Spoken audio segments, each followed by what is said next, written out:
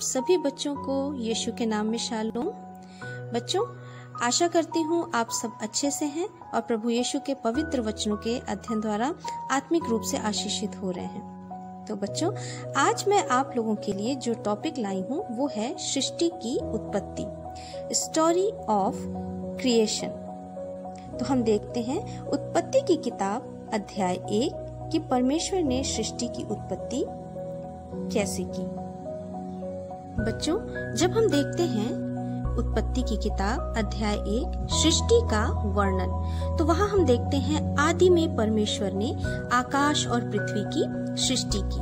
आदि में मतलब बिल्कुल शुरुआत में। In the beginning God created heavens and earth. हम कह सकते हैं कि आदि में परमेश्वर ने स्वर्ग और पृथ्वी की सृष्टि की। फिर हम दूसरा वचन में देखते हैं पृथ्वी बेडौल और सुनसान पड़ी थी और गहरे जल के ऊपर अंधियारा था। तो हम क्या देख रहे हैं, यहाँ क्या पढ़ रहे हैं कि पृथ्वी बेडौल और सुनसान पड़ी थी। मतलब कि प्रारंभ में, बिल्कुल शुरुआत में ये सब जो आज हम देख रहे हैं तब ये सब नहीं था। गहरे जल के ऊपर अंधियारा था, बहुत सारा जल था और जल के ऊपर अंधियारा था, तथा परमेश्वर का आत्मा जल के ऊपर मंडराता था। तो यहाँ हम देख रहे हैं कि परमेश्वर का आत्मा जल के ऊपर मंडराता था, यानी कि परमेश्वर और परमेश्वर का आत्मा। और फिर हम देखते हैं तीसरे वचन में, जब परमेश्वर ने कहा उजियाला हो तो उजियाला हो गया। तो बच्चों, यहाँ हम तीसरे वचन में पढ़ रहे हैं कि जब परमेश्वर ने कहा उजियाला हो तो उजियाला हो गया। तो हम समझ सकते हैं कि परमेश्वर के मुंह से निकला वचन वो जीवित वचन है और उसके कहने से, यानी कि उसके शब्दों से इस सृष्टि की रचना हुई। तो आइए अब हम देखते हैं गॉड्स क्रिएशन डे 1 to 7। और हम अब देखेंगे कि परमेश्वर ने 6 दिनों में सृष्टि की रचना की। हम देखते हैं डे 1, पहला दिन। तो बच्चों, हम यहाँ देखते हैं डे 1 यानी पहले दिन परमेश्वर ने उजियाला बनाया। परमेश्वर ने कहा उजियाला हो और उजियाला हो गया। और परमेश्वर ने उजियाले को अंधियारे से अलग किया। अंधियारे को रात कहा। God made light and called it day. The darkness he called night.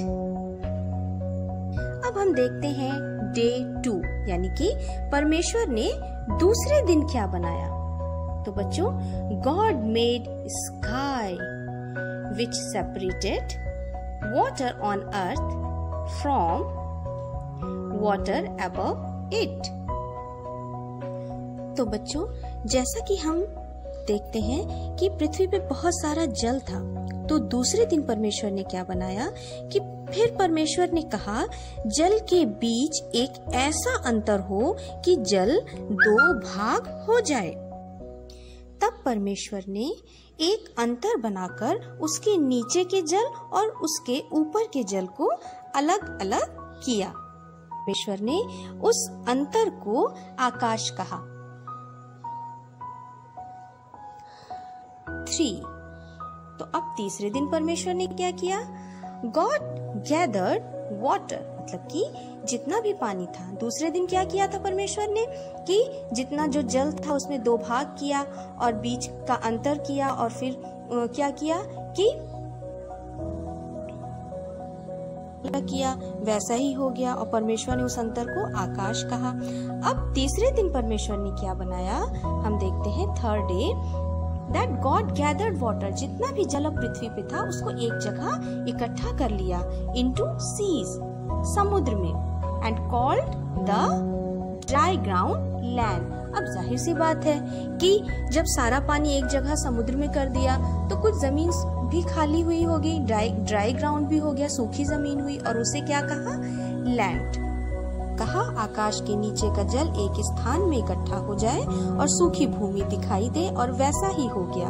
और परमेश्वर ने सूखी भूमि को पृथ्वी कहा तथा जो जल इकट्ठा हुआ उसको उसने समुद्र कहा।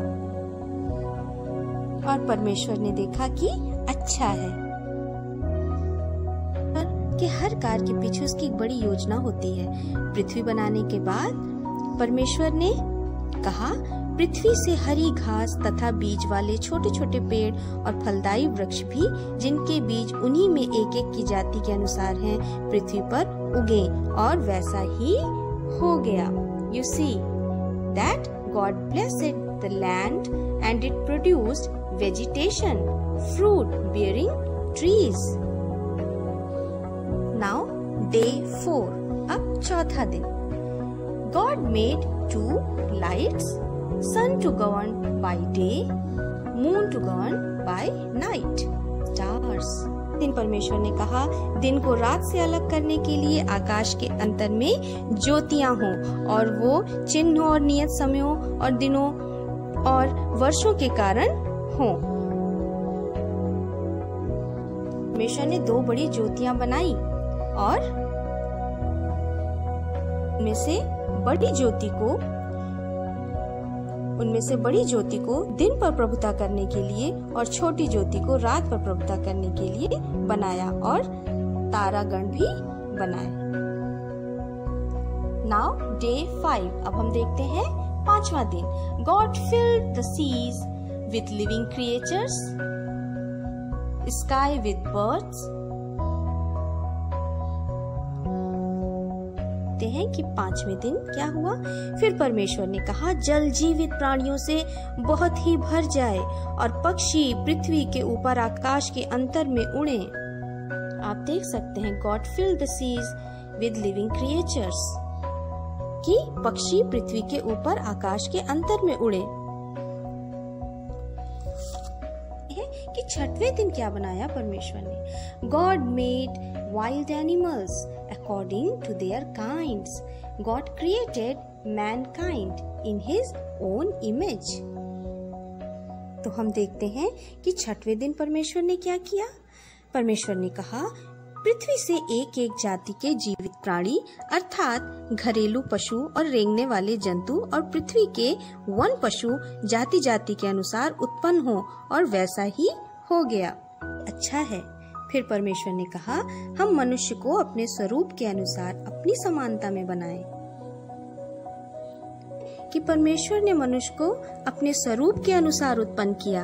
अपने ही स्वरूप के अनुसार परमेश्वर ने उसको उत्पन्न किया, नर और नारी करके उसने मनुष्यों की सृष्टि की। 7.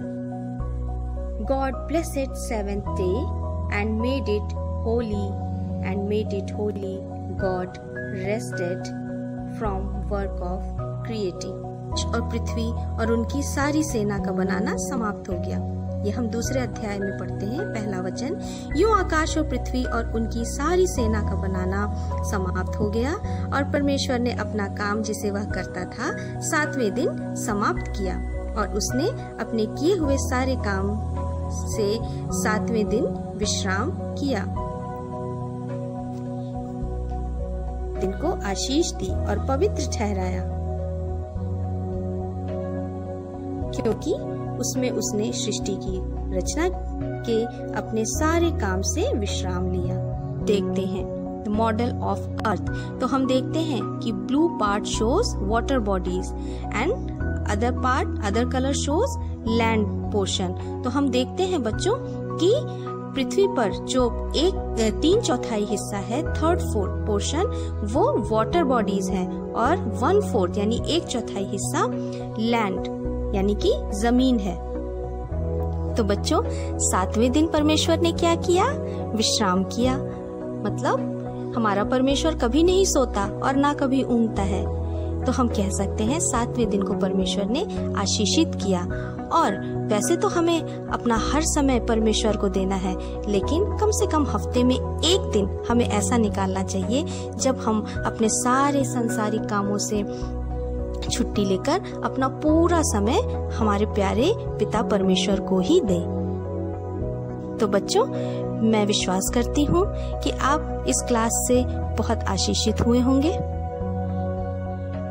आइए हम एक छोटी सी प्रार्थना करते हैं। हे महान प्रेमी पिता परमेश्वर, मैं यीशु मसीह नासरी के नाम से अपने प्यारे प्यारे बच्चों के साथ प्रार्थना करती हूँ कि जितने बच्चे इस वक्त इस वीडियो को देख रहे हैं और सुन रहे हैं आपके वचनों को, वो सारे बच्चे यीशु मसीह नासरी के नाम में बहुतायत से आत्मिक रूप से आशीषित हों। आमीन। तो बच्चों, मिलते हैं फिर एक नए टॉपिक के साथ। तब तक आप परमेश्वर के वचनों में यीशु मसीह के नाम में जड़ पकड़ते जाएं। यीशु के नाम में शालोम।